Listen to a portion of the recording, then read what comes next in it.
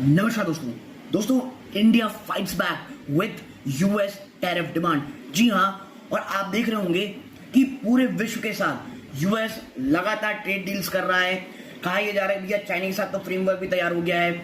Canada ने कुछ आप जैसे ऊपर नीचे की बात कही थी कि हम टेक में आप कह सकते हैं कुछ टैरिफ लगा देंगे, बट उससे वो बैक डाउन कर चुका है। बट इंडिया वाकई में बहुत ज्यादा आप कह सकते हैं पुश कर रहा है कुछ स्पेसिफिक सेक्टर से, जहां पर अमेरिका बहुत ही एग्रेसिवली एंटर करने की कोशिश कर रहा है। और देखिए सबसे बड़ा इसका जो आप कह सकते हैं एक साइन ये है कि वॉशिंगटन में इंडिया की जो टीम है उनका जो स्टे वो एक्सटेंड हो गया है।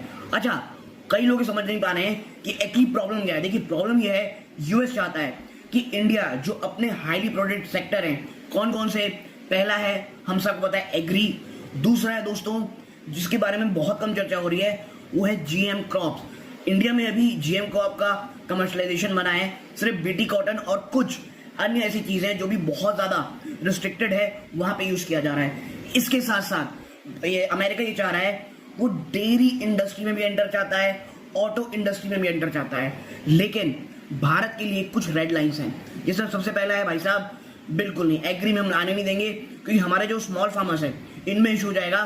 और एक और चीज है पॉलिटिकल स्टॉर्म। आपको याद होगा पिछला जो आप कहते हैं फार्म जो लॉ एजिटेशन हुआ था वो क्यों हुआ था। इसके साथ साथ ऑटो इंडस्ट्री को भारत सरकार कहीं ना कहीं थोड़ा बहुत प्रोटेक्शन करना चाहती है, क्योंकि अगर अमेरिकन बहुत ही एग्रेसिवली आते हैं ये हमारे लिए अच्छा नहीं होगा। भारत सरकार ना श्रिम्स, जी हाँ, श्रिम्स में जो अमेरिकन टैक्स हैं उसे हटवाना चाहती है और एक क्लियर कट डिमांड चाहती है कि आप हमें बताइए कि आप जो $500 बिलियन की इन्वेस्टमेंट करने वाले हैं 2030 तक, उसका क्लियर टाइमलाइन क्या है। इसके साथ साथ आप कह सकते हैं इंडिया ये चाहती है आप हमारे जो एक 700 मिलियन जो एक एमएसएमई वर्कर्स हैं उन्हें आप कहीं ना कहीं कुछ ना कुछ प्रोटेक्शन की बातें कीजिए कि आप अगर आएंगे तो इन लोगों को परेशानी नहीं होगी।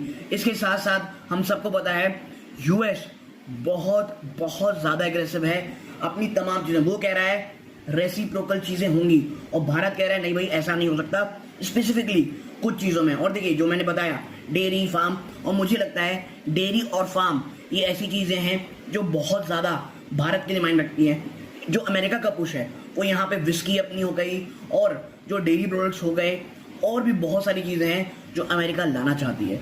बट जो मेन है वो यही प्रॉब्लम है कि भाई एग्री जीएम फूड्स में और जैसा मैंने कहा डेयरी प्रोडक्ट्स हैं। अब देखना ये रहेगा कि चीजें आने वाले समय किस तरह से पैन आउट होती है और क्या 9 जुलाई का हम एक हैंडशेक देखने